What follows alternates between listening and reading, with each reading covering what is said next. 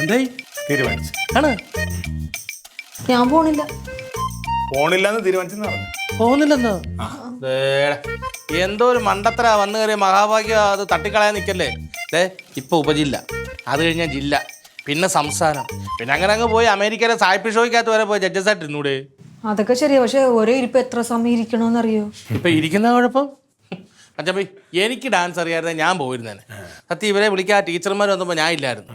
ഞാൻ കാല് പിടിച്ചിട്ട് ഏതെങ്കിലും ഒരു ഐറ്റത്തിന്റെ ജഡ്ജ്മെന്റ് ആയിട്ട് ഞാൻ പോയിരുന്നു. എന്നെ ഇവിടെ ഫുഡ് ഫെസ്റ്റ് ഒന്നും അല്ല നടക്കുന്നത്. അച്ഛപ്പി അങ്ങനെ കൂടുതൽ കളിയാക്കൊന്നും വേണ്ട. ചോദിച്ചു നോക്ക്. കൊടങ്ങാള പഞ്ചായത്തിന്റെ കേരളോത്സവത്തിന് ഞാനായിരുന്നു അറവനമുട്ടിന് ജഡ്ജ്മെന്റ് ആയിട്ടിരുന്നത്. ഒറ്റ പിള്ളേർക്ക് മാർക്ക് കുറച്ചില്ലല്ലോ. ഭയങ്കര അഭിപ്രായമായിരുന്നു. ഞാൻ അറവനമുട്ട് ആ സാധനം എനിക്കറിയാത്. നീ ടെൻഷൻ അടിക്കണ്ടേ. ഇപ്പൊ എന്താണ് നിനക്ക് ഇപ്പൊ എന്താ പ്രശ്നം? എന്താണ്? നമ്മളൊരു കാര്യം കാണുന്നു, സത്യസന്ധമായിട്ട് അതിനൊരു മാർക്ക് ഇടുന്നു, അത്രേ ഉള്ളൂ.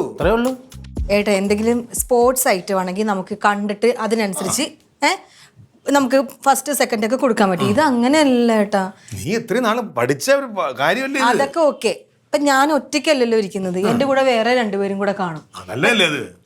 ഞാൻ ചിലപ്പോൾ സത്യസന്ധമായിട്ടായിരിക്കും, അവർ രണ്ടുപേരും അങ്ങനെ അല്ലെങ്കിൽ അവരിന് വേറെ വല്ല ടീച്ചർമാരുടെ സാറുമാരുടെ പൈസ വാങ്ങിച്ചാൽ വന്നിരിക്കുന്നെങ്കിൽ ഇനി അവർ രണ്ടും എത്ര മാർക്ക് കൂടിയിട്ട് ഞാൻ അവരുടെ ഒപ്പം എത്തത്തില്ല. പിന്നെ അത് പ്രശ്നമാവും ഏട്ടാ. കൈ വെക്കും ഏട്ടാ. എന്ത് പിന്നെ ഏട്ടാ വാർത്തയിലൊന്നും കണ്ടിട്ടില്ലേ കൈ വെക്കുന്നത്? അങ്ങനെ ഞാനിവിടെ വരാം. കൊടങ്ങാള റൊണാൾഡിന്റെ ഞങ്ങളുടെ ദേഹത്ത് കൈവെക്കുന്ന ഏത് മത്സരാർത്ഥി അവരുടെ എന്താ നല്ലതായിരിക്കും അറിയണമല്ലോ. എനിക്ക് ആരും കൂട്ടൊന്നും വരണ്ട, ഞാൻ പോണില്ല ഇവിടുന്ന്. ഉള്ള പേര് പോവും ഏട്ടാ. എന്തിനു വെറുതെ ഇപ്പൊ പിള്ളേരെ പഠിപ്പിച്ച് മാന്യമായിട്ട് ജീവിക്കണല്ലേ? എനിക്ക് പേടിയാ. ഇതൊരു നമ്മുടെ ഒരു പ്രൊഫൈൽ ഒന്ന് മാറും. പിന്നെ അതൊക്കെ ശരിയാണോ? ഒക്കെ കണ്ടിട്ട് വല്ല റിയാലിറ്റി ഷോയിലോട്ട് വിളിച്ച ജീവിതം കളർ മാറിയില്ലേ? അങ്ങനെയൊക്കെ വിളിക്കുമോ? പിന്നെ പേടിയാ. നന്നായിട്ട് ഡാൻസ് നന്നായിട്ട് ചെയ്യുന്ന പിള്ളേരൊക്കെ ഉണ്ട് അവിടെ. ടൈറ്റ് കോമ്പറ്റീഷൻ ആയിരിക്കും. എന്തോ എന്നാ ഞാൻ തിരിച്ചു വിളിക്കാവേ. ഓക്കെ. എന്തോ എന്താണ് നിന്റെ ഉദ്ദേശം? നീ ആ ജഡ്ജ്മെന്റിന് എന്താ പോവാൻ നിനക്കെന്താ ബുദ്ധിമുട്ടെന്ന് പറയുന്നതായിട്ട് എന്താണെന്നറിയാ കളിട്ട് ചേട്ടാ? ഒന്നും പറയരുത്. ഇതൊന്നും എല്ലാവർക്കും കിട്ടുന്ന ഭാഗ്യമല്ല. അത് നീ ആദ്യം മനസ്സിലാക്കുക.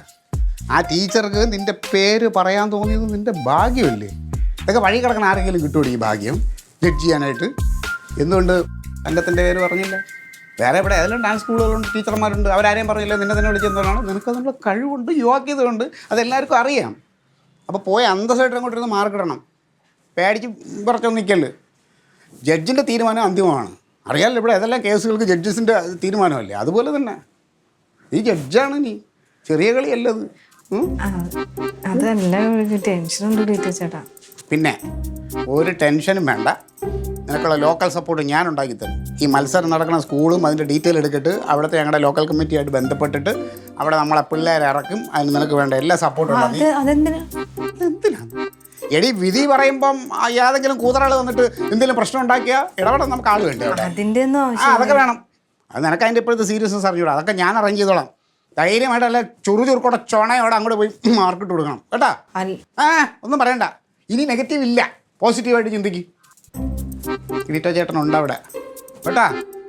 ജഡ്ജ് മറക്കല്ല, ജഡ്ജ് ആ ഗമയിലൊന്നുമില്ല അങ്ങോട്ട്. ജഡ്ജ് ബാക്കി ഏർപ്പാട് ഞാൻ ഇപ്പോൾ ചെയ്തോളാം കേട്ടാ. സുദേവാ, പിന്നെ നമ്മുടെ ആ കലോത്സവം നടക്കണത്